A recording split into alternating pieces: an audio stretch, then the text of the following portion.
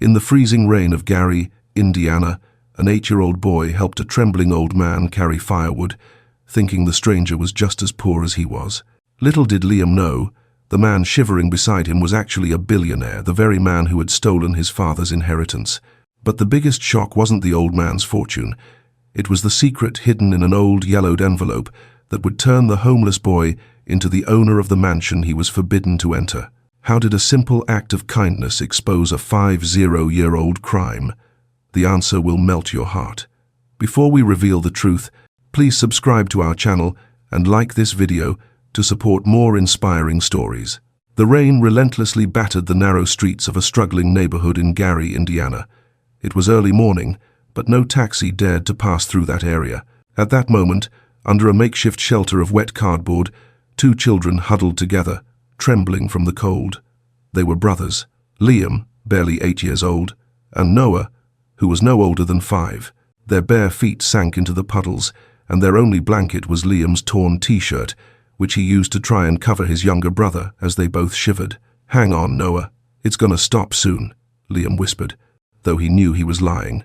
Noah sobbed quietly, clutching a small piece of wood carved into the shape of a toy car. It had no wheels. It was just a piece of his past, the only thing he had managed to keep since his life was reduced to survival. A few feet away, a figure was watching. It was an older man, stooped, his face hidden under an old hat and a coat far too fine for a place like that. His polished boots contrasted sharply with the sidewalk mud. His eyes, hidden behind thick grey eyebrows, followed the children's every move. Not out of malice, but for something deeper, something even he didn't understand. The old man advanced slowly, his steps echoing on the wet asphalt, but before he got too close, he stopped. He remembered something, a memory he had buried decades ago. He watched the thinness as Liam covered Noah with his small arms. A lump formed in his throat. Then, something unexpected happened. Liam noticed his presence. "Don't come any closer," he shouted, his voice broken but determined. "We're not afraid of you." The old man froze. That phrase, that look, it was like seeing himself many years ago. He slowly raised his hands, showing he was carrying nothing. "I don't want to hurt you," he said in a hoarse voice that the wind almost carried away. I just saw the rain." "Go away," Liam insisted. "We have nothing here." Noah hid behind his brother, sobbing. The old man felt a strange tightness in his chest, a weight, as if he couldn't breathe. He took a doubtful step back, but before he could retreat, Noah's voice stopped him. "I'm cold," the younger child whispered, as if talking to himself. The old man closed his eyes, turned around, and under the curtain of water that continued to fall, he walked away slowly. But he didn't go far. He hid behind a closed market stall and continued to watch from there. Something inside him wouldn't let him leave. Minutes passed, perhaps hours. The rain didn't let up. Liam tried to cheer up his brother with made-up stories, but his voice was breaking. Noah stopped crying, not because he was better, but because he was too weak. Finally, the old man gave in. Something stronger than his pride or his logic pushed him toward them. He took off his coat, trembling, and let it fall over the children without a word. Liam, surprised, barely reacted. "Take it. It's not much," the old man said, "but it will keep you from dying tonight." Without waiting for a response, he began to walk away again. But Liam jumped up, covering his brother with the coat. "Wait, why? Why are you doing this?" The old man stopped short without turning his face. "Because once, I was cold too." And he disappeared into the shadows of the alleys. Liam hugged his brother, now covered with the warm coat. For the first time in days, Noah stopped shivering. He closed his eyes and fell asleep, trusting in the unexpected warmth. That night, the old man didn't sleep. From a safe distance, he watched as the 2 little ones huddled under his coat. His mind returned to a time he had tried to forget, a time when he himself had been an abandoned child in the same rain. But time had hardened him. He had built his fortune by not looking back, by forgetting, or so he thought. The next morning, the old man returned before dawn. He hadn't slept all night. Liam woke first. He saw the coat. He saw his brother breathing peacefully for the first time in many nights. He didn't understand. He only knew that someone, a stranger, had decided not to ignore them. Noah slowly opened his eyes. "Is the sun out?" he asked weakly. Yeah, Noah, it's out. And although they were still on the street, covered in mud and debris, for a moment, Liam felt they were safe. At least that morning. The old man watched them from the shadows. Something had changed inside him. He didn't know what, but he felt it. A decision was beginning to form in his mind. A decision that would change not only his life, but also the lives of those two children. The morning sun barely warmed the damp pavement when Liam felt he couldn't waste time. Noah was still asleep under the old man's coat. The older boy knew he needed to find something, anything, to feed him. He walked a few yards until he found an old, abandoned shopping cart. Among empty bottles and trash, he found a piece of old bread and a broken jar that still had some peanut butter in the bottom. He ran back. He placed the bread in his brother's cold hands. Eat, Noah. It's not much, but it'll give you strength.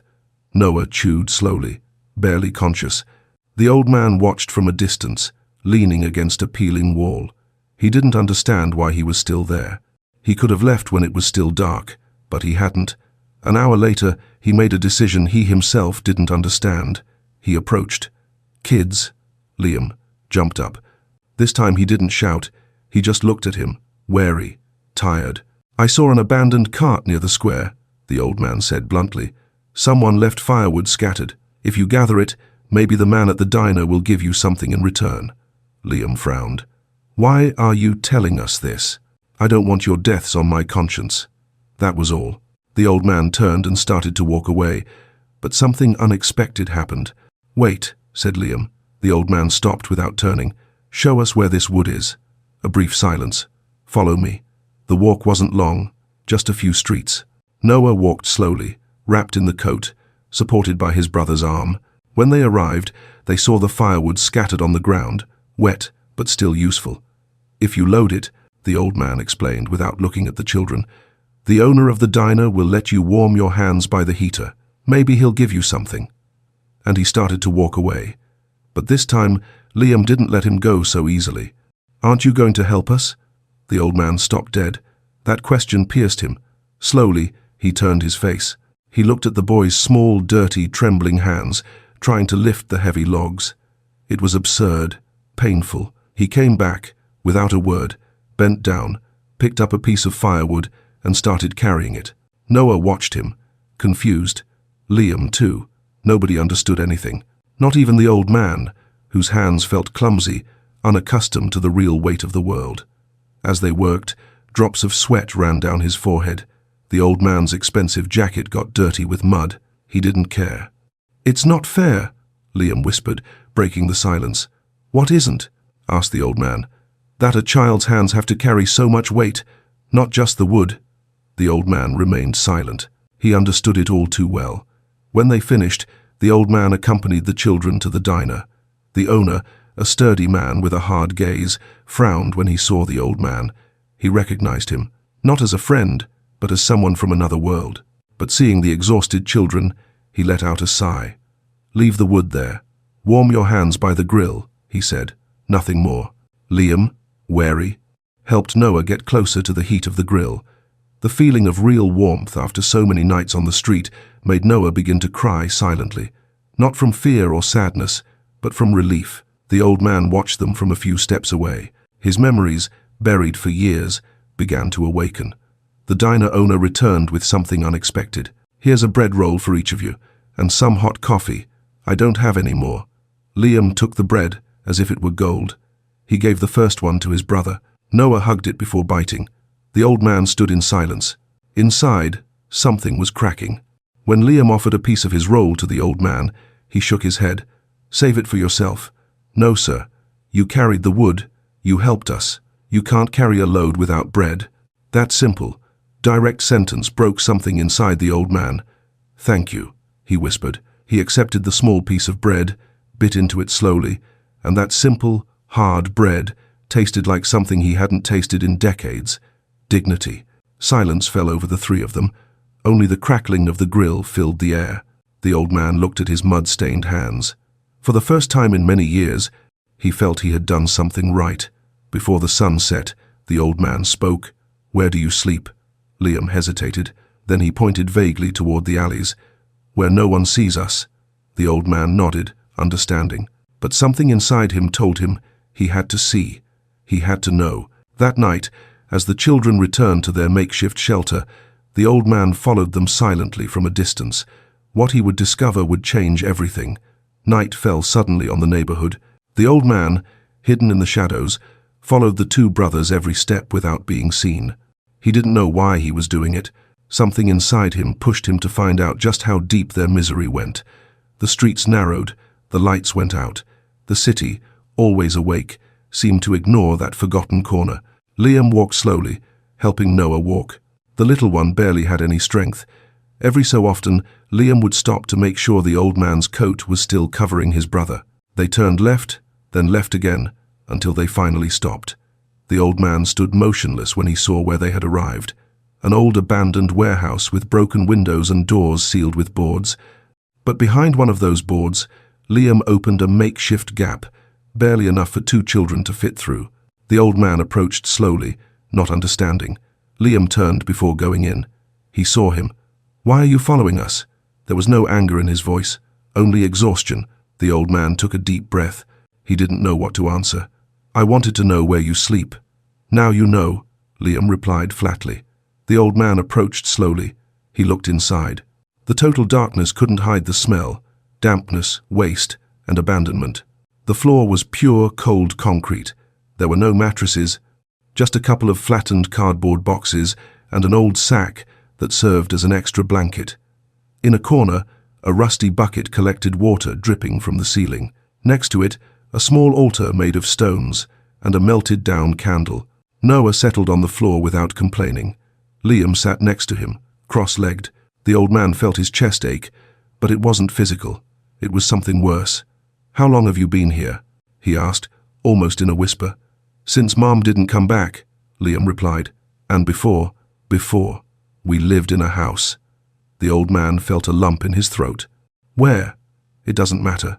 This is our home now." Silence enveloped them. The candle barely illuminated the children's dirty faces. The old man, not knowing how, sat on the edge of the entrance. His hands were shaking. "Not from the cold. You should be somewhere else," he said, almost to himself. "Nobody wants us anywhere else." Those words hit him like a hammer. He didn't know what to say. Suddenly, Noah, from the floor, spoke without opening his eyes. "Thank you for the coat." The old man felt something break inside him. "You're welcome, little one. Do you have a name?" "Sir," Liam asked, watching him intently. The old man hesitated. "You wouldn't remember it," he replied. "I would." That sentence left him speechless. "At least tell me something. Why did you help us?" the old man thought. For too long he had ignored those questions. "Why? Why now? Why these children?" "Finally," he answered, "because you didn't ask for it." Liam looked down. That answer was enough. Minutes passed in silence. Outside, the rain returned slowly, like a murmur. As the old man got up to leave, Noah, half asleep, spoke one last time. "Are you coming tomorrow too?" The old man stopped, closed his eyes. "I don't know," and he left. That night, as he returned to his mansion on the other side of the city, the old man couldn't get the image of that shelter out of his mind. That dark corner where two children slept huddled together on wet concrete, as if they deserved nothing better. His mansion, with its empty rooms and unlit fireplaces, seemed even colder than that warehouse. He knew one thing for sure. He had seen too much, and he could no longer ignore it. The mansion stood silently in the historic Miller Beach area, an old building with thick walls and wrought-iron balconies, barely lit by the golden lamps of the foyer. That night, the old man entered without a word. The butler, a tall, thin man with perfectly combed hair, watched him silently as he closed the door behind him. "Would you like some dinner, Mr. Walter?" he asked in a neutral voice. The old man, still soaked from the rain, shook his head. "Leave me alone, Arthur." The butler nodded, though he knew something wasn't right. It never was when his employer returned with that lost look. Mr. Walter crossed the long hallway to his study. The dark, wood-paneled walls, the shelves filled with books no one had opened in years, the large portrait of his late wife hanging over the fireplace, everything was the same. But he didn't turn on a lamp. He sat in the armchair and let his body sink into it, as if the weight of his years had suddenly hit him. He closed his eyes. The memory was clear. The smell of dampness in the warehouse, Noah's bare feet, Liam's resigned look, and the question he hadn't been able to answer, "Why did you help us?" He slowly opened the desk drawer. He pulled out an old, yellowish envelope tied with a ribbon. He held it in his trembling hands. His mind went back to the past, to a past he had decided to bury until now. That land, those streets where the two children now slept, it wasn't ownerless. Or rather, it was. It was his, but it hadn't always been. Decades ago, his family had bought those dusty acres in Gary for a ridiculous price, land that belonged to a humble, indebted family, desperate to survive. He, then young and unscrupulous, signed the papers with a smile. They, the true owners, cried. A single signature was enough to take everything from them. His fortune began there. The envelope he now held contained the original deed of ownership, that document with the trembling signature of the father of that family, the man he had dispossessed. He never knew what became of them, until now, because that night, in the rain, Mr. Walter had seen their faces. No, not the faces of those farmers he evicted years ago. He had seen their descendants. He understood now. Those two children, dirty and barefoot, were the grandchildren of the man he had condemned, Liam and Noah. He felt the weight of the envelope, as if it weighed tons. The past had returned and was staring him right in the face. He stood up slowly, walked to the large window, and watched the city lights spread out under the rain. So many years running from guilt, so many years building a fortune on rotten foundations. "My God," he whispered. "Can you imagine the crushing weight of that realization?" Walter thought he was just helping two random children, but fate has a funny way of collecting its debts. Now that he knows the truth, he has a choice to make that could destroy his entire legacy. Let's see if he's brave enough to make it. He didn't believe in God, but that night, he needed someone to hear him. He remembered something else. The day his father died, he told him, "One day, son, the past will come knocking. It won't be with words, it will be with eyes you won't be able to ignore." Liam and Noah, those eyes. Mr. Walter clenched his fists. He knew what he had to do, but he didn't know how. The weight of guilt was harder to carry than any firewood. He returned to the desk, put the envelope away, lit the fireplace, and watched the fire slowly consume the logs. He thought for a moment about throwing the envelope into the flames, burning it, forgetting, moving on with his life. But he couldn't. The next morning, before the sun had risen, he called the butler. "Arthur, sir, from today, I need you to watch two children." The butler didn't hide his surprise, but he knew his employer well. He shouldn't ask questions. Names, Liam and Noah. Two brothers. They're in Gary, not far from, you know. Arthur nodded slowly. "What should I report?" "Mister," Walter thought. "Everything. Where they sleep, what they eat, if they get sick, if they cry. Everything." The butler hesitated. "And if anyone asks why we're watching them, tell them they're family." The silence in the room grew heavy. "Are they, sir?" Walter looked at him, tired, defeated. "In the ways that matter, yes." Arthur, left without another word. The old man just closed his eyes. The truth was simple, painful. The true owners of that land, the legitimate heirs of what he had stolen, were sleeping on wet cardboard while he warmed himself by the fire. That night, for the first time, Mr. Walter understood that his wealth was worthless. There was a debt he couldn't pay with money, a debt of blood, and it was just beginning. The rain didn't stop all morning. It beat against the mansion's window with the same constancy that remorse beat against Mr. Walter's heart. Sitting in front of the now extinguished fireplace, the old man stared at the envelope with the original deeds.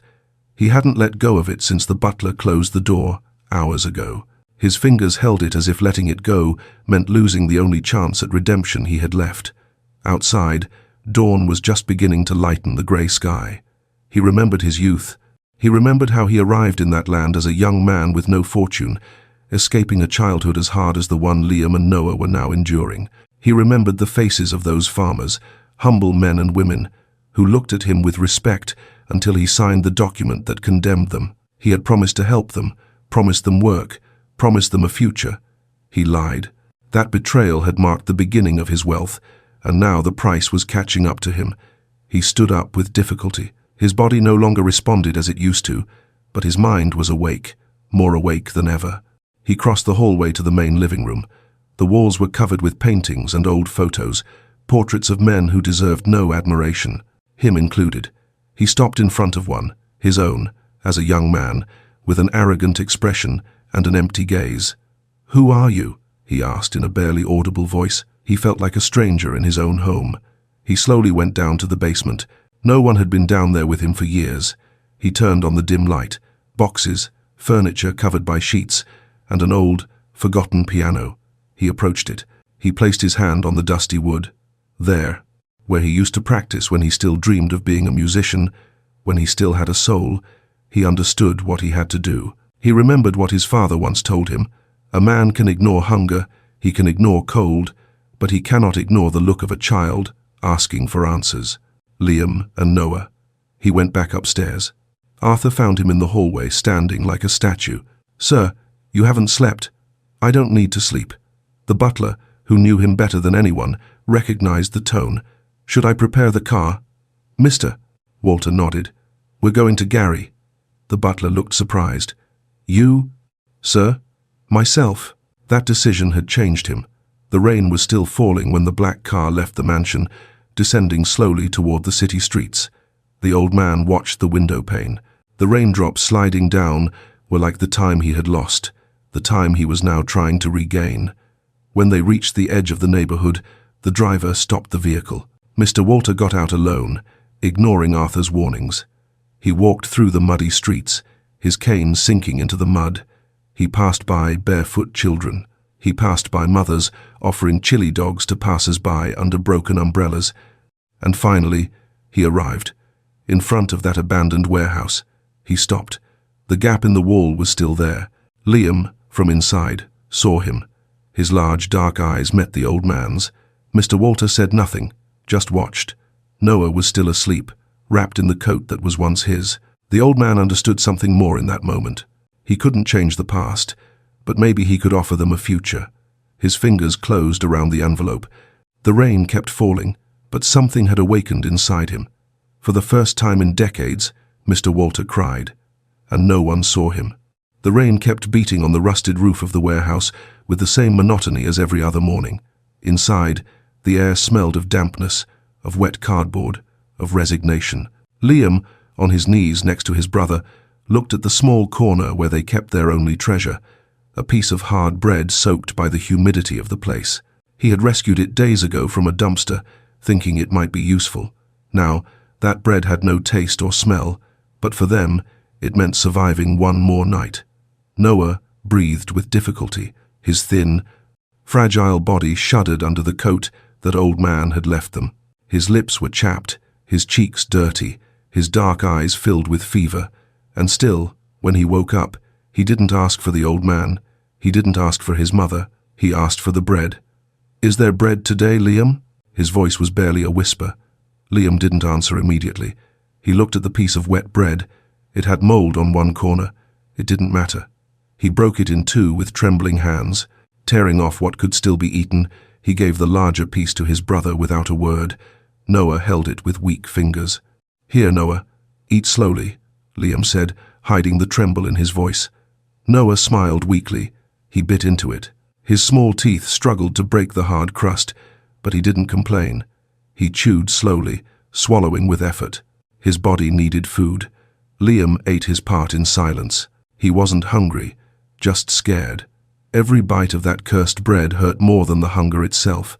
From the entrance of the warehouse, the old man watched. He hadn't wanted to get closer, not after what he had seen the day before. His mind debated between shame and remorse, but his eyes, those tired, sad eyes, couldn't look away from the scene. He saw his past, made flesh, in front of him. 2 children stripped of the right to a childhood, just as he had been. But unlike him, these little ones didn't have the luxury of hatred, only the weight of lost innocence. Every bite of that bread broke something inside Mr. Walter. Noah finished his half. "Will there be more bread tomorrow, Liam?" Liam hugged him tightly, as if that hug could protect him from the cold, the fever, the hunger. "Yes, Noah, there will always be bread." He knew he was lying. Noah did too. But they accepted that lie because it was the only thing they had. Mr. Walter took a step back. He couldn't keep watching. The weight of his guilt was unbearable. He turned around and walked down the alley, away, under the rain. His steps were slow, not from age, but from the invisible burden dragging him down. He returned to his mansion shortly after. The butler was waiting for him without asking questions, but Mr. Walter was no longer the same. That night, the silence was absolute in the house that once held laughter and music. Now, only the words of a child echoed. "Will there be more bread tomorrow?" Mr. Walter lit the fireplace. He sat in front of the fire, not to get warm, but to feel something. He watched the flames consume the wood. He remembered when he himself carried logs as a child, in a town that no longer existed on the maps. His mother used to tell him that fire was life. But he had built an empire by extinguishing all the flames in his path. Until today. "What have I done?" he whispered into the void. The memory of the broken bread, the small hands, the chapped lips, it wouldn't leave him in peace. He couldn't just keep watching. He had to act. At midnight, he called the butler. His voice, broken and firm at the same time, startled him. "Arthur, sir, prepare food, everything you can find, now. At this hour? Now." "For whom, sir?" "Mr." Walter looked up. His eyes, damp and tired, said it all. "For my grandchildren." The butler opened his mouth to ask, but didn't. He knew something profound had changed. That night, the mansion's stoves worked tirelessly. The aroma of freshly baked bread and hot soup filled the cold hallways. Mr. Walter didn't taste a bite. He just waited, standing, motionless, like a defeated guardian. When the food was ready, he ordered the unthinkable. "Tomorrow morning, we will go for them." The butler hesitated. "And if they don't want to come?" "Mr." Walter took a deep breath. "Then I will stay with them, wherever they are." Because that night, he understood something. He was no longer the master of his fortune, or his land, or even his house. His life belonged to those children, and he had to start paying. With the decision made, Mr. Walter didn't wait for another sunrise. He summoned Arthur. "Prepare the guest room," he ordered, his voice firm for the first time in years. "And bring the car around. We aren't just bringing them food today. We're bringing them home." Arthur nodded, sensing the shift in his employer. The time for watching from the shadows was over. Mr. Walter didn't sleep. The clock struck 5 a.m. when he left his study. The stove still gave off the aroma of the bread baked hours before. The butler waited for him in silence by the main door. He hadn't asked questions during the night. He knew he shouldn't. "Arthur," the old man said, his voice broken but determined, "you will go." The butler looked up, bewildered. "Sir?" "To Gary. Today. I want you to watch those children up close. From now on." Arthur hesitated. In all the years he had worked for Mr. Walter, he had never seen that mix of fear and urgency in his employer. "What exactly should I do?" Mr. Walter looked at him. His eyes, heavy with something that looked like shame, forced him to listen carefully. "I want you to find the brothers immediately. Make sure they are safe until I arrive. Do not lose sight of them." Arthur nodded. "And if they try to leave?" "Stop them," the old man added, swallowing hard. Tell them help is coming, but don't scare them. I want to be the one to bring them home." Arthur understood then that this was no ordinary order. It was something more, an act of redemption or desperation. "Yes, sir. Take the sedan. Don't take the driver."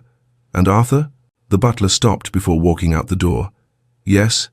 Don't get too close. If they find out we're watching, they might run." Arthur nodded. He put on his coat. Mr. Walter placed something unexpected in his hands, a thick envelope full of cash. "If they need something, if it's urgent." But only if it's urgent. The butler pocketed it without a word. When the grey sedan disappeared among the mansion streets, Mr. Walter was left alone in front of the wrought iron gate. For the first time in years, he felt every second weigh on him like a prison sentence. Back in the damp, dark warehouse, reality hit them hard. Liam sat awake, watching the sunrise through the cracks in the wall. They were safe from the stranger, but now they were cold again. The warmth of the diner from yesterday felt like a distant dream. The piece of bread they had shared was long gone. His empty stomach growled, making him hallucinate about warm milk and a soft bed luxuries he had never truly known. He watched Noah sleep weakly, clutching the old man's coat. "Noah, wake up." The younger boy slowly opened his eyes. He was barely breathing well. "We're leaving, Liam. Today we'll find something better. It wasn't a promise, it was an attempt. They left at dawn, unaware that someone was watching them. Arthur, from the other side of the street, remained inside the car. He knew how to move. No one in Gary would notice his presence. He took mental notes of the children's every step. He saw them walk aimlessly, search through trash, avoid the police officers. He saw how Liam made his last effort to smile at his brother, shielding him every time the icy wind made him shiver. He noted every detail, but something caught his attention. Liam's distrust. The boy was constantly looking around. He knew that danger could come from anywhere. Arthur reported to the old man via brief text messages. Both walking toward the market. No food. Noah is weak. Persistent cough. Liam is wary, watching the streets. In the mansion, Mr. Walter awaited every word, like a prisoner, awaiting his sentence. He couldn't take it anymore. Mid-morning, he made the decision. Get the car ready. I'm going myself. Sir, Arthur replied through the earpiece. It's not safe. I don't care. Liam might recognize you. Let him. And he hung up. When Mr. Walter arrived at the market, he got out of the vehicle alone. He walked slowly, his steps echoing on the dirty concrete. Liam was the first to see him. Noah. It's him. Noah, half asleep, looked up. The figure of the old man, soaked in the morning drizzle, seemed both familiar and alien. The old man said nothing. He stopped in front of them, just watching them. His presence was a silent confession. Liam pressed his brother against his body. He's going to take the coat back. Mr. Walter closed his eyes. His weak, old heart trembled. No, I came to offer something else. The children didn't understand. I have food. Noah, weak, lifted his head. Liam shook his head. We don't need anything. He was lying. The old man knew it, but he didn't insist. I'll be here, when you decide. He sat on a nearby bench. He didn't move. He spoke no more. The rich old man, the most powerful man on that street, became a silent, waiting shadow, and for the first time he depended on two children to decide his fate. Dawn covered Gary with its darkest cloak. The rain had stopped, but the air was still cold, heavy. The street seemed deserted, but the watchful eyes of danger never slept. Inside the warehouse, the brothers Liam and Noah rested, huddled together. As always, the old man's coat was still their only true refuge. Noah slept deeply, though his breathing was slow and difficult. Liam couldn't rest. He kept his eyes half open, watching the entrance. He had learned that on the streets, sleeping soundly was a luxury they couldn't afford. It was almost 3 a.m. when it happened. A very faint noise. Footsteps. Liam sat up immediately. His heart pounded in his chest like a drum. He grabbed a broken wooden stick, his only weapon, and crept toward the opening in the wall. He held his breath. A silhouette. A thin figure. Someone was there. Go away. We have nothing, he shouted, not hiding his fear. The figure didn't answer, didn't move, just waited in silence. Liam swallowed, thought of Noah, thought of running, but he knew they wouldn't get far. And then the figure spoke. I didn't come to take anything. I came to bring you something. It was the old man's voice. Liam was paralyzed. His mind couldn't understand why he was back, what he wanted. I have food, the old man added from the other side of the wall. I won't hurt you, I promise. Liam didn't respond. The old man took a step toward the entrance, but didn't cross the threshold. If you want, I can leave it here and go. I don't want to scare you. Liam felt something break inside him. The smell gave it away. Fresh bread, hot soup, and something else. A smell he didn't recognize. Safety. His stomach roared. He looked at his brother, still asleep, trembling. He had no choice. Leave it there, he said, his voice broken. The old man, without another word, placed the tray carefully by the entrance. He didn't cross. He didn't look inside. It's all for you. He backed away slowly. Liam, still wary, approached slowly. The steam from the soup rose like a promise. Freshly made bread, clean water, fruit. The boy couldn't hold back his tears, but he didn't let his brother see. Thank you, he whispered, almost in disbelief. The old man, a few feet away, heard him and felt something burn in his chest. I won't bother you again, the old man said, but I'll be nearby tomorrow. And he walked away. His footsteps echoed until they faded into the distance. Liam took the tray to Noah. He woke him gently. The boy slowly opened his eyes. When he saw the food, he thought he was dreaming. "Is this for us?" he asked, with a mix of fear and hope. Liam nodded, smiling through tears. "Yeah, Noah, it's real." They ate in silence. The hot soup gave them back something they thought they had lost: strength. The bread was soft. The fruit was fresh. Liam watched his brother regain color in his cheeks, and for the first time in many nights, he felt something he had almost forgotten: hope. But he also felt something else, a new fear. Why would someone like that old man do something like this? What did he want in return? Noah, oblivious to these thoughts, ate slowly, savoring every bite. "Who was it, Liam?" he finally asked. Liam hesitated. Then he replied, "Someone who might not be like everyone else." That night, Noah slept better than ever. Liam, on the other hand, didn't sleep a wink. Dawn found them huddled together. Outside, the old man waited. Not out of compassion or guilt. He waited because, without knowing how to explain it, he needed to. For the first time in his life, Mr. Walter discovered something new. He was waiting to be accepted by 2 children, his grandchildren, though they didn't know it yet. The morning woke up grey in Gary. The air was still, thick. Liam and Noah were still huddled in their shelter, but something in them had changed. They were no longer trembling with hunger. Not that morning. The old man's food had calmed the emptiness in their stomachs, but not the fear in their hearts. Liam didn't trust him, but he couldn't ignore what his stomach already knew. Noah, upon waking, smiled weakly. "Do you think he'll bring bread today too?" Liam stroked his hair without answering. Around the same time, on the other side of the neighborhood, Mr. Walter got out of the car with the help of his cane. He was alone. No bodyguards, no butler. He wore a long, dark coat and carried a small cloth bag in his hands. He walked with difficulty, but with determination, to the warehouse. The brothers were already awake when they saw him arrive. Liam stood up immediately, placing himself between the old man and his brother. "We don't need any more food," he said firmly. Mr. Walter didn't stop. "I'm not here to offer food this time." "Then what do you want?" The old man stopped a few steps from the entrance. His face, tired but serene, showed a different expression. There was no superiority, no pity. There was something else, something Liam couldn't understand. "I want to talk to you." Just that. Noah peeked out from behind his brother. His face was paler than the day before. He coughed, covering himself with the coat he still had. "Mister," Walter noticed, and it pained him. "Noah needs a doctor," he said gently, "and a dry place to sleep. This warehouse isn't safe. Not for him, not for you." Liam clenched his fists. "We don't trust you." "You have no reason to," the old man replied. "But hear me out." He opened the cloth bag, took out 2 small bottles of medicine, a loaf of bread wrapped in a clean napkin, and a thick blanket. "This is what I brought today. No conditions. Only if you accept it." Liam hesitated. Noah watched him in silence. His big, wet eyes were fixed on the bread. "What if it's a trap?" Liam asked. The old man took a deep breath. "You're right to be afraid. The world has failed you. But He paused. His voice trembled slightly. "I just want to offer you something different. A roof, a bed, clean clothes, for a few days. If you don't like it, you can leave whenever you want." Liam looked at his brother.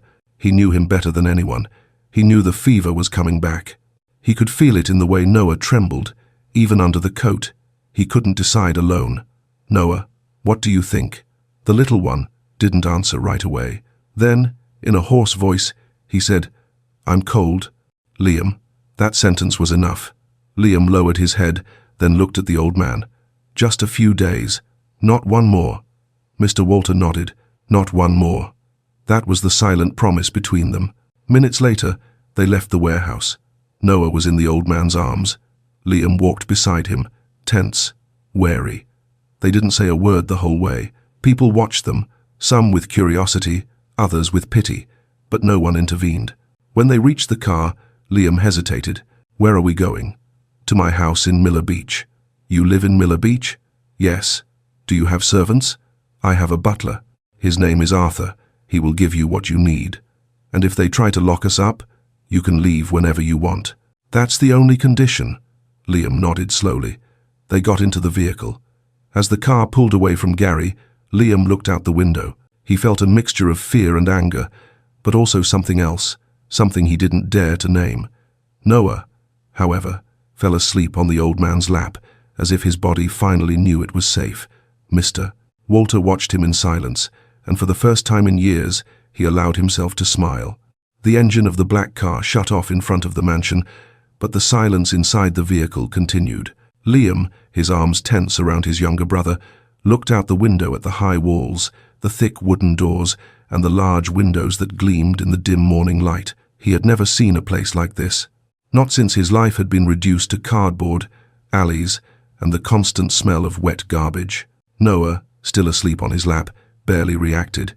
His fever had worsened during the ride, and although the old man's thick coat had given him some warmth, his cheeks were still pale and his lips chapped.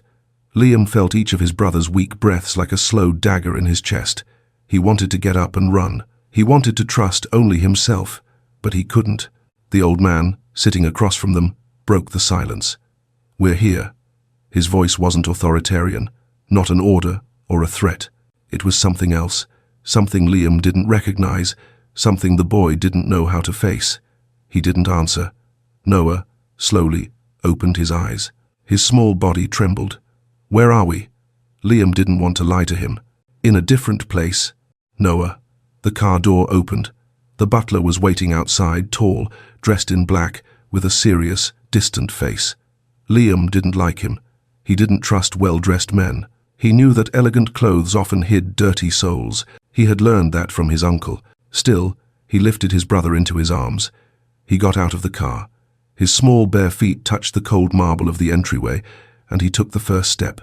Mr. Walter got out after him. His cane tapped softly on the ground. He walked slowly, not just because of his age. He walked with the invisible weight of the past on his back. The butler approached. He tried to help carry the boy, but Liam pulled away. "Don't take him from me." His dark, large eyes, full of fear, met the adult's gaze without trembling. "Mr. Walter intervened. "No one will take anything from you." The butler understood the order. He didn't insist. "Follow me," he said simply.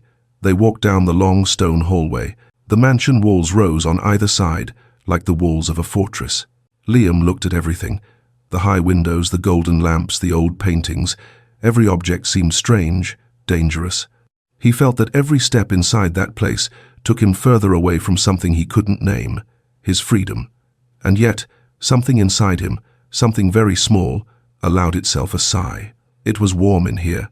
The butler opened a door. The room was large, the walls painted white.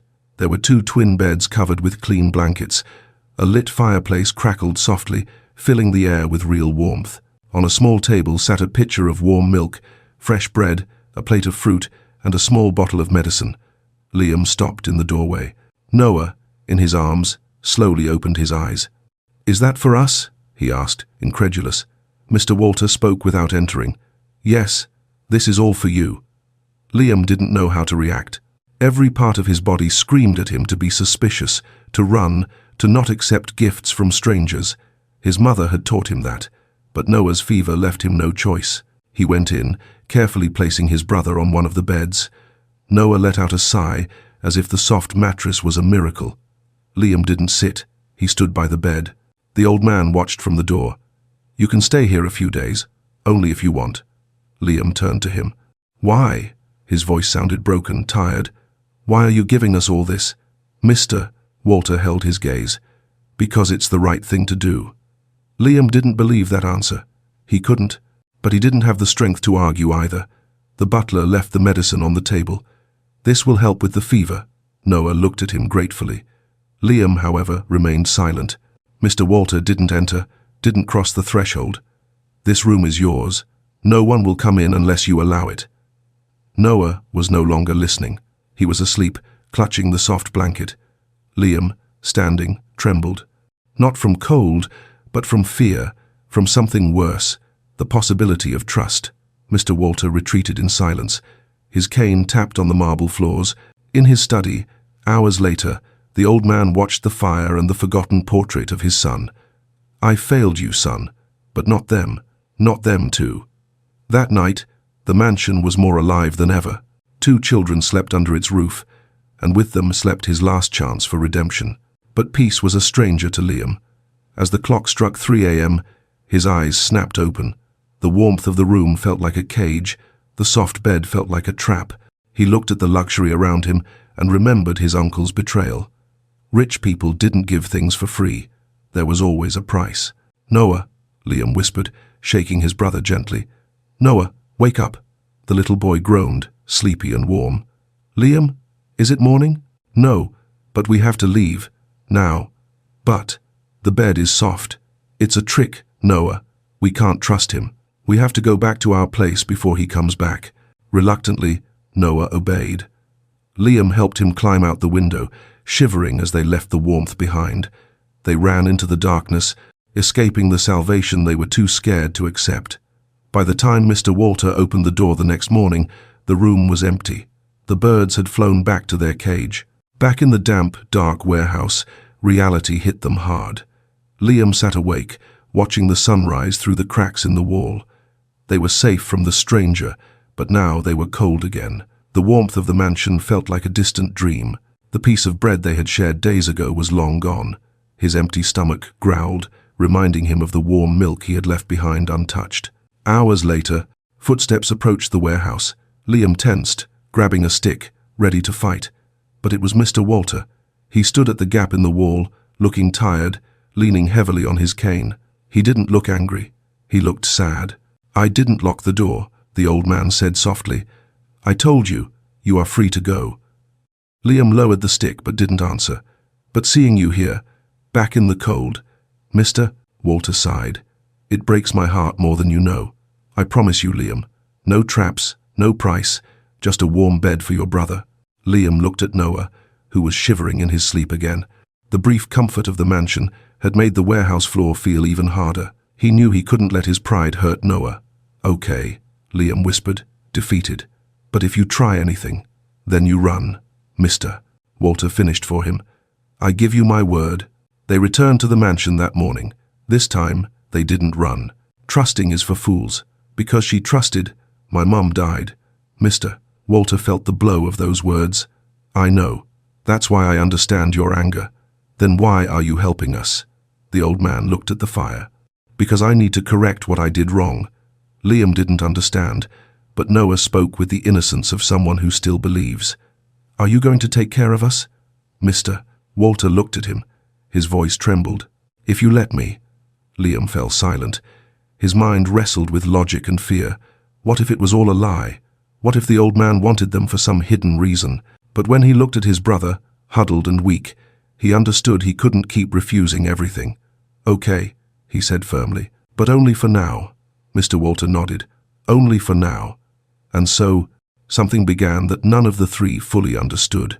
Every morning, the old man would enter the room, not as a master, not as a savior, but as someone who had failed many times and wanted to learn. He taught them how to use silverware. He showed them how to tie knots in a rope. He told them about the trees he had planted in his youth, and little by little, the children listened. Noah began to walk again, without stumbling. Liam, in silence, began to look at the old man without hatred. The fear was transforming into something else, something like trust.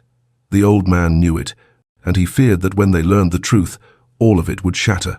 But for now, this was the first step, and he was willing to take it. The calm that Liam and Noah had begun to know in the mansion was short-lived, far too short, as if life wouldn't let them get used to what they had never had, because the past, their past, always found a way to return. It was a grey afternoon when it all began. Liam and Noah were playing in the mansion's courtyard. Noah, still weak, was laughing as he tried to catch the soap bubbles Liam was blowing from a small jar the butler had given them that morning. The sound of his laughter filled the heavy air of the house. For a moment, everything was simple, real, innocent. Mr. Walter watched them in silence from the balcony. Each bubble that floated in the air was like a piece of the future he didn't dare touch. His grandson, because he could no longer deny it, was smiling, and that smile was the only truth that mattered to him. But then he heard a name. "So that's Liam," and the old man's world shattered. He turned slowly. His butler, Arthur, was behind him. Next to him stood a man Mr. Walter never thought he'd see again, younger than him, dressed in a cheap suit, his hair slicked back with gel, and a gold ring gleaming on his finger. The smile on his face was the same one Mr. Walter had learned to hate all his life. The smile of someone who knows he's master of what isn't his. The children's uncle, Mr. Walter felt his heart stop. "What is he doing here?" he asked, his voice broken. Arthur, uncomfortable, answered without looking him in the eye. "He said he's here for his nephews, that he's their legal guardian." The old man looked down at the courtyard. Liam hadn't seen them yet. He was still playing, oblivious to the danger. "Get him out," he ordered in a thin voice. "Sir, get him out of my house." But it was too late. The man, the uncle, brushed past the butler, as if he were air. He went down the stairs and walked into the courtyard, his shoes dragging on the marble, hands in his pockets, with the confident look of someone who believes he's already won. "Liam!" he shouted, feigning joy. The boy froze. The bubbles stopped floating. Noah, still weak, hid behind his brother. Liam felt the air leave his lungs. "It can't be," he whispered. The uncle approached, arms outstretched. "Look at you two. So long without seeing you. How you've grown." Liam stepped back. "Don't come any closer." His voice was no longer that of a child. It was the voice of someone who had known fear. Mr. Walter arrived in the courtyard. He walked slowly, leaning on his cane, but his presence filled the space. The uncle noticed him. "Ah, so you're the famous old man who's been hiding them," he said sarcastically. Mr. Walter didn't respond. "I don't understand what game you think you're playing, mister. What is your name? Walter? Walter what?" The uncle laughed. "It doesn't matter. I'm just here for what's mine." "They're not yours," the old man said firmly. "Legally, they are," the uncle replied, showing him a crumpled paper. "I'm their only registered relative, legal guardian, signed and sealed. I can take them right now if I want."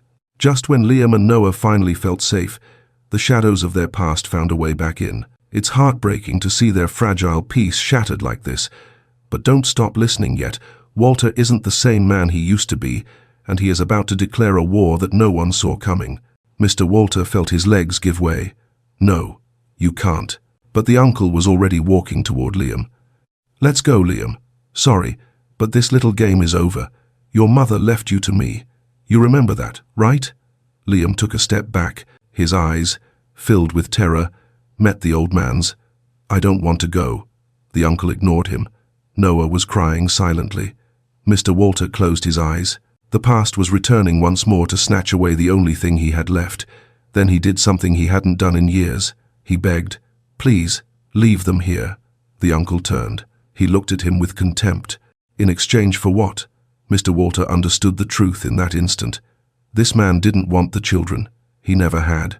He wanted them because they were worth something, because they were owners of something, of land, of rights, of what he himself had stolen.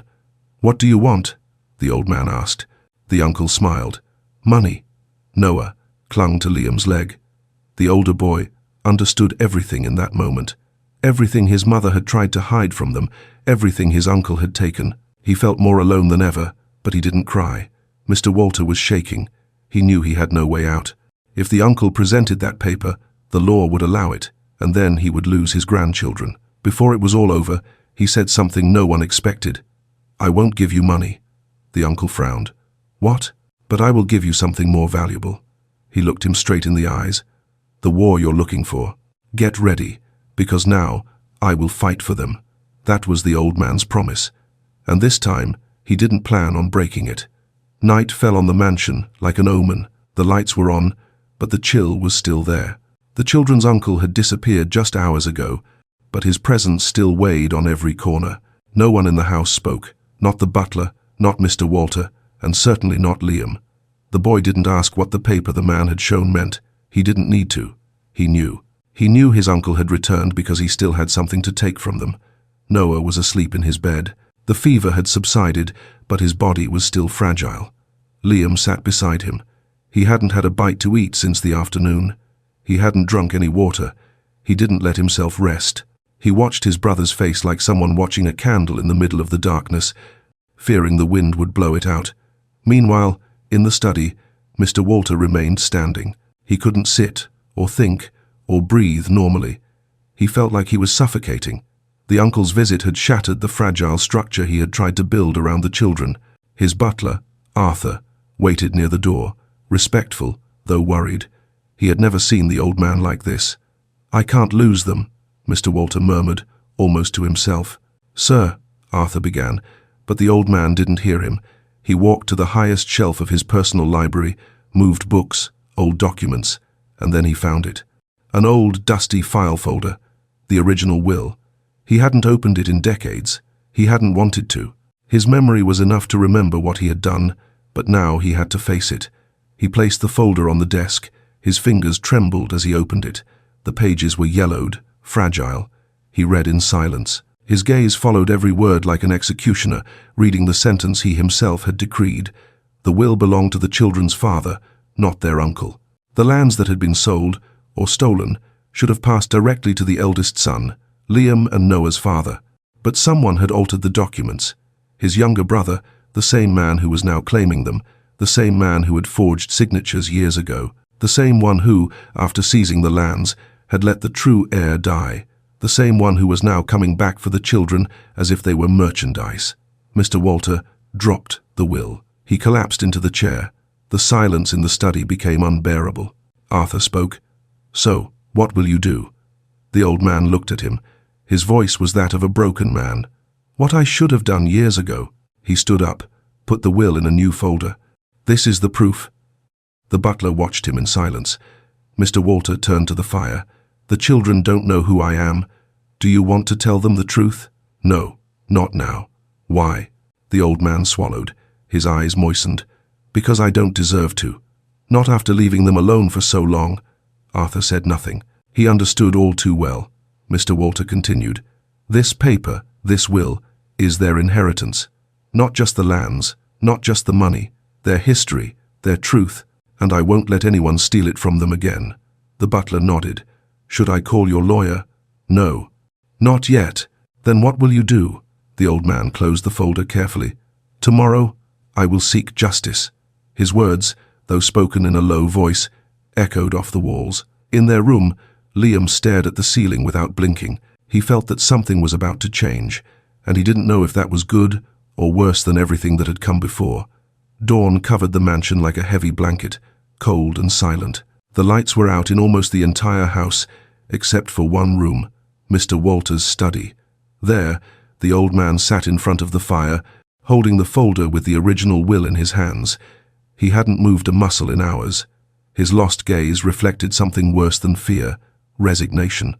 The weight of the truth was crushing him. He couldn't run from it anymore. They were his grandchildren.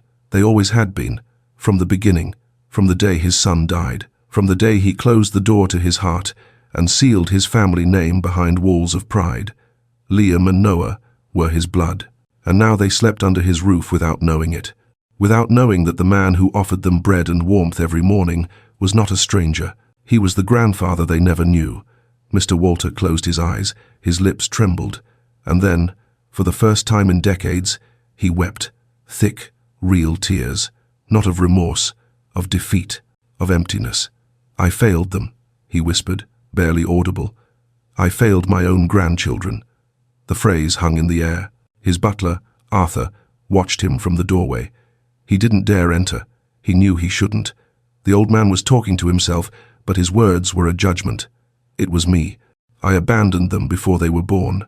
I denied their father. I signed their sentence." He covered his face with both hands. The firelight illuminated his tears, trickling between his fingers. The past had caught up with him. The story he had tried to bury for decades was reborn now before his eyes, and his grandchildren slept in the room down the hall, oblivious to it all. They were children, and he was not worthy of being called their grandfather. Arthur finally entered. He placed a hand on the old man's shoulder. Mr. Walter didn't pull away. "Arthur," he said in a broken voice, "what kind of man abandons his own blood?" The butler didn't answer. What kind of man closes the door on his son and lets him die in the streets? The silence was a sentence. Mr. Walter looked up, searching for an answer in the eyes of his lifelong servant. But he found nothing, because there was no answer, no forgiveness, no comfort. And now, "How do I tell them who I am?" Arthur finally spoke. "Perhaps you don't need to tell them." "What do you mean?" "They are already beginning to see you." Mr. Walter understood. Liam. His gaze, his anger, his fear. They were the same ones he had once seen in his son. They were his reflection. They were him. He covered his face again. I can't. But he knew he had no choice. Dawn would come, and with it, the truth. That truth that now burned like an open wound. Dawn arrived like a threat. In the mansion, all was quiet. Liam and Noah were still asleep, unaware that outside those walls, the battle that would define their destiny was being prepared. Mr. Walter was already on his feet. Dressed in black, his face seemed even paler in the greyish morning light. His cane tapped the floor with each slow, but steady, step. In his hands, he carried the original will, tucked inside a leather briefcase. The truth, his weapon. The butler, Arthur, followed him silently. "Are you sure, sir?" he asked, as they got into the car. The old man barely looked at him. "Today, I cannot fail them again." The vehicle started, heading for the Lake County Civil Courthouse. Meanwhile, in an old, dirty, poorly lit building, the children's uncle was hastily signing papers. His lawyer, a thin, nervous man, reviewed the documents. "Are you sure this will work?" the lawyer asked. "Trust me," the uncle replied. "I have the paper with my signature. I'm the legal guardian. There's no argument. But the complaint. The trial could get complicated. That old man won't last a day in court. It's just a matter of time." He smiled. He knew that soon he would get the children back, and the money, the land, what really mattered to him. At the courthouse, the room was almost empty. Mr. Walter entered alone, without lawyers. His presence commanded respect. The judge, an older man, recognized him but said nothing. The uncle arrived minutes later, accompanied by his lawyer and wearing a victorious air. "I didn't expect to see you here, old man," he said in a low voice. Mr. Walter ignored him. When the hearing began, the uncle showed his document, the paper, naming him legal guardian. The judge examined it. The lawyer spoke. It was a simple case, according to them, until Mr. Walter stood up. His voice, hoarse and tired, filled the room. "That signature is a forgery." A murmur spread among the few attendees. The judge looked at him. "Can you prove that, Mr. Walter?" He nodded slowly. He took the original will from his briefcase, placed it on the table. The silence was absolute. "This document proves that the children's father left everything in his name. There is nothing quite as satisfying as watching a lifetime of lies unravel in a single moment. Walter is risking his own reputation to save his bloodline, but winning in court is only half the battle. The hardest truth is still waiting for Liam, and his reaction might just break your heart. The lands, the properties, the guardianship of his children fell to his wife. Not this man," he pointed to the uncle. "This paper was stolen." "Altered," the uncle's lawyer tried to object. The judge silenced him. The uncle's eyes widened. He didn't understand. "That's impossible," he whispered. "Mr. Walter continued, "I failed my son. I allowed all of this to happen. I cannot change the past. But today, these children will not be stolen from again." His voice broke. The judge reviewed the will, compared signatures, seals. He stood up. "This document is legitimate." The uncle jumped to his feet. "My sister gave it to me. She signed it." Mr. Walter looked at him. His eyes no longer showed hatred, only pity. "Your sister died, and you betrayed her." The judge spoke firmly. "I hereby revoke the defendant's guardianship immediately. I order a formal investigation. As for the minors, the court will decide their fate at a later hearing." The uncle shouted, but was removed by the bailiffs. Mr. Walter didn't move. When it was all over, the old man remained seated. He was shaking. Arthur approached. "You won, sir." But he didn't answer. He felt no victory, only emptiness. He had won back his grandchildren's freedom, but not yet their forgiveness. That would be his final battle, and the most difficult. The streets of Gary were still the same. The noise of the vendors, the smell of grease, the dust hanging in the air, nothing had changed. And yet, for Liam and Noah, the world was no longer the same. The children were returning, but not as they had left. In the back seat of the black car, Noah slept soundly, curled up against his older brother. Liam, awake, watched out the window. His gaze was that of someone who had seen too much for his young age. He didn't speak, didn't ask, didn't trust, but he had accepted the return. Mr. Walter watched them in silence. He hadn't uttered a word since they left the courthouse. He didn't dare. The car didn't head back to the mansion immediately. Instead, Mr. Walter ordered the driver to stop at the old warehouse. Liam looked confused. "Why are we here?" he asked, his voice trembling slightly. "Mr." Walter stepped out, leaning heavily on his cane. "To close a door, Liam. So we can open a new one." He gestured to the crumbling structure where they had suffered for so long. "You will never sleep here again. But before we leave it behind forever, there is something you need to know." He walked slowly to the gap in the wall. He looked at it. The same pain, the same darkness, the same cold. His brother had slept there. His mother had died there. His rage had begun there. The old man got out of the car with difficulty. "Liam," he whispered. The boy didn't answer. The butler, Arthur, waited a few steps away, respectful. Mr. Walter approached, and then he said the words he had held back for too long. "This land, this place, it should never have belonged to anyone else." Liam turned slowly. His expression was one of confusion, of exhaustion. The old man continued, "Your father was my son." Liam's world shattered. "What? I am your grandfather?" And there it is, the sentence that changes their world forever. It is a painful truth, but a necessary one.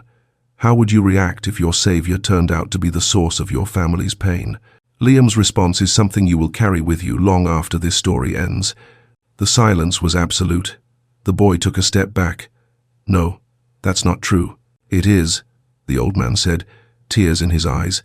"I found out too late, and when I saw you, when I knew who you were, I understood that the price of my pride was leaving you alone." Liam didn't cry. He just asked, "Why now?" Mr. Walter trembled. "Because this land is yours. Because everything I built, it belongs to you. Because I failed myself, and I failed you." The boy fell to his knees in front of the warehouse. Noah, from the car, opened his eyes, looking for his brother. "Where are we?" "Liam?" His fragile voice broke the old man's heart.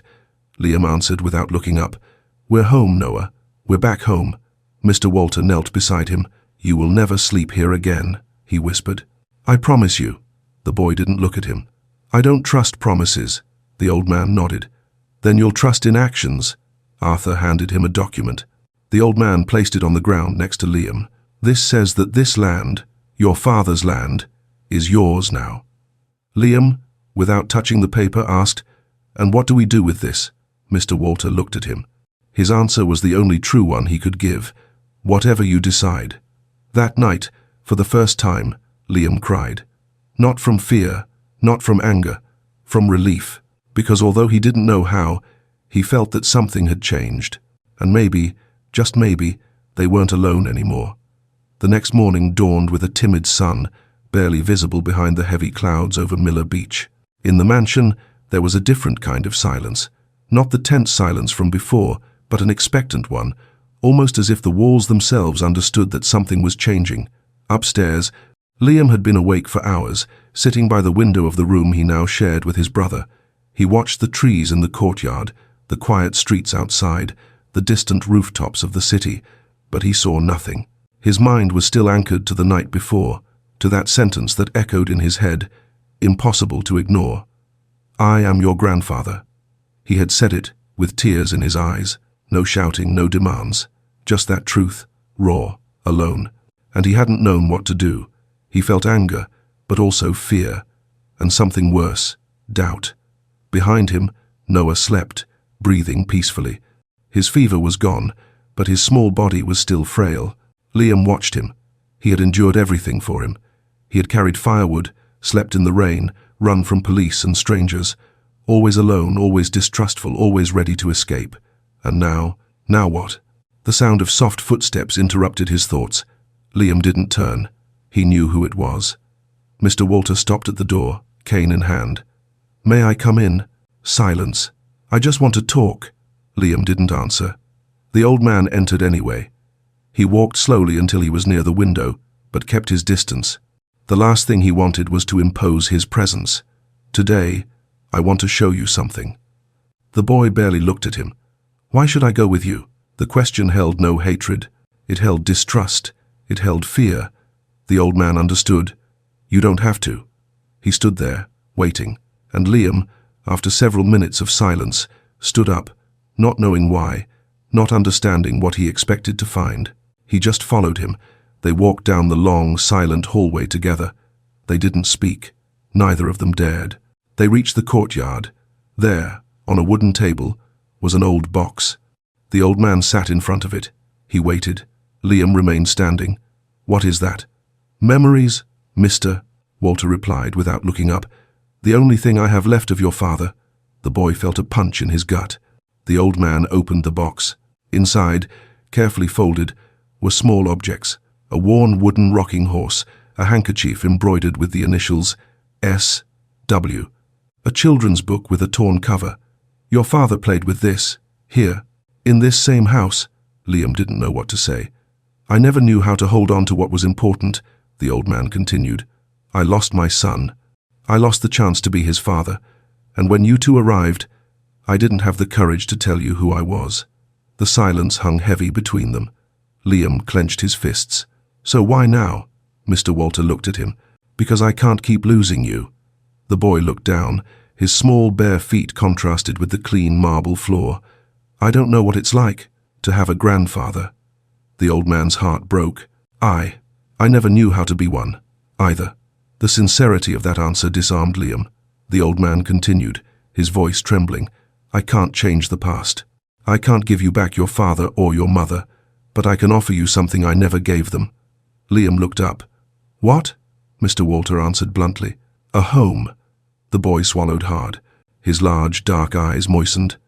"And what's that like?" The old man leaned toward him. "Not like a rich man, not like a boss, like a grandfather. It's a place where you will never have to be afraid again." The boy took a deep breath. And if I want to leave someday, the door will always be open." Liam lowered his head. He was fighting with himself. And then he finally gave in. He sat down in front of the box. He touched the wooden horse. His fingers trembled. "Was this really my dad's?" Mr. Walter couldn't speak. He just nodded. Liam hugged the toy, and for the first time in his life, he let himself cry in front of someone. The old man moved closer. He put a hand on his shoulder. "The rain is over for you here," and the boy understood, not with his mind, but with his heart. Upstairs, Noah watched them from the window, and without knowing why, he smiled. They were finally home, and that was the beginning of a new life, where the rain never felt cold again. Mr. Walter couldn't change the past, but he spent his final days ensuring the rain would never hurt his grandchildren again. The mansion, the land, and the fortune finally returned to their rightful owners. But the greatest treasure wasn't the money. It was the forgiveness engraved on a simple tombstone. "Here rests a man who learned in time." Sometimes it takes the innocence of a child to melt a heart of stone. Liam and Noah proved that even in the darkest warehouse, hope can still bloom. If you were Liam, would you have forgiven your grandfather after finding out the truth? Let us know in the comments below. If this story warmed your heart, please share it with a friend, and don't forget to subscribe. Click the video on your screen now for another story about how destiny always finds its way home. Thank you for watching.